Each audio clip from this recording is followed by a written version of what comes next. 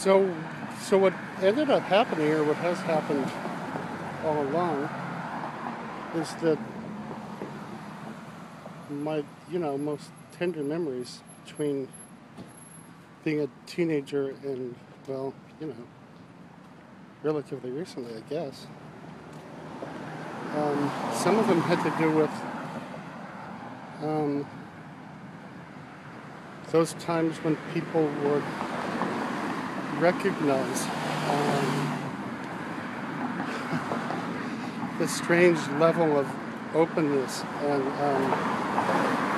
faith that I was wandering around offering to people.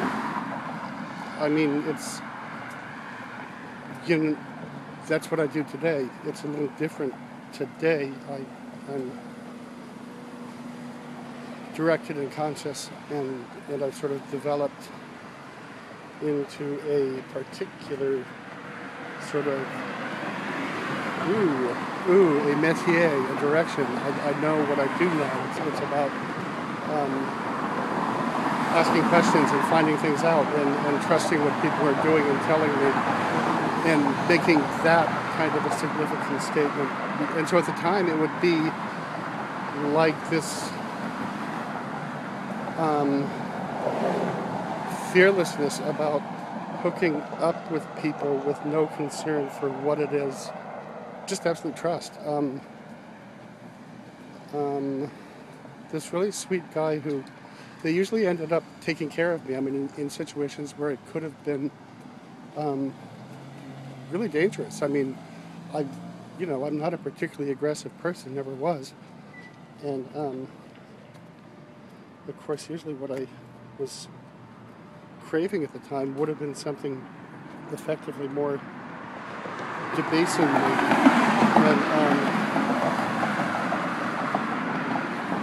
and even physically dangerous. And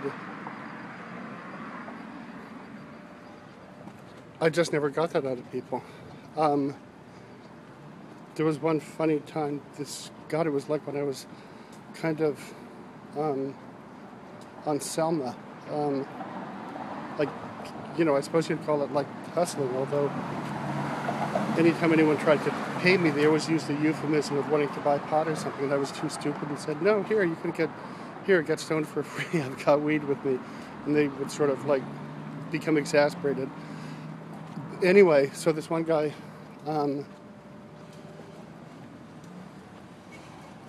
we were walking along, and I was just sort of pre-associating all these fantasies. And we ducked into an alley and enacted some of them. And it was pretty fun. But, as it happens, one of them had to do with being fucked by this guy in the alley off the main street. This would be like Selma and Vine, maybe. And then this whole what ended up being a particularly unpleasant experience of having that happen, and then giving him a blowjob. Lesson learned. Never do that. And anyway, he was really funny about it, because I did that, and we both had fun. I'm assuming he had fun too, because he was smiling. But we walked along afterwards, and we were going to go to a bar or something. He was going to go to a bar. I think I wandered off in some other direction, but he said, hey, buddy, look, here's some gum, spearmint. You should have this. You're probably feeling pretty bad right now. And he sort of smiled at me, and I smiled like the way, a little kid who had sort of taken on more than he could swallow, so to speak, would have done. And that was pretty fun, but that was, as I said, that was 1982 or 3, and it's it's like a really significant memory for me, a moment of real intimacy with someone. Yeah, I really loved that moment. It was nice.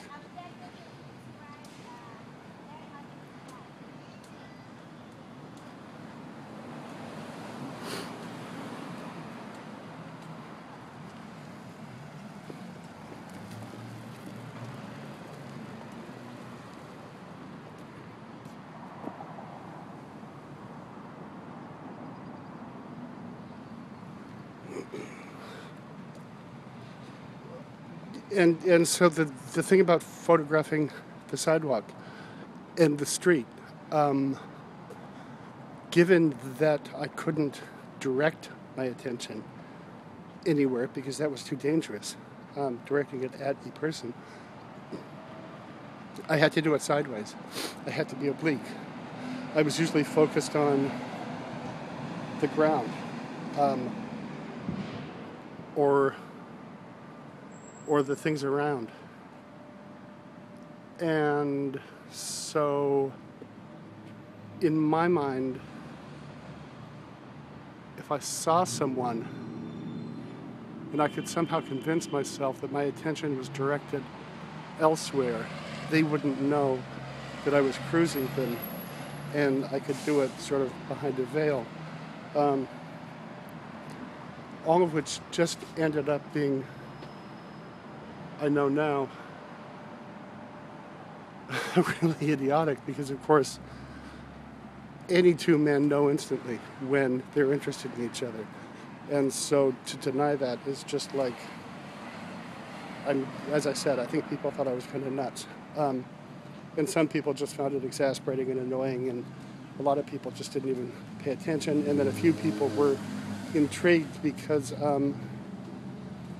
they might have seen something more. They might have seen someone who maybe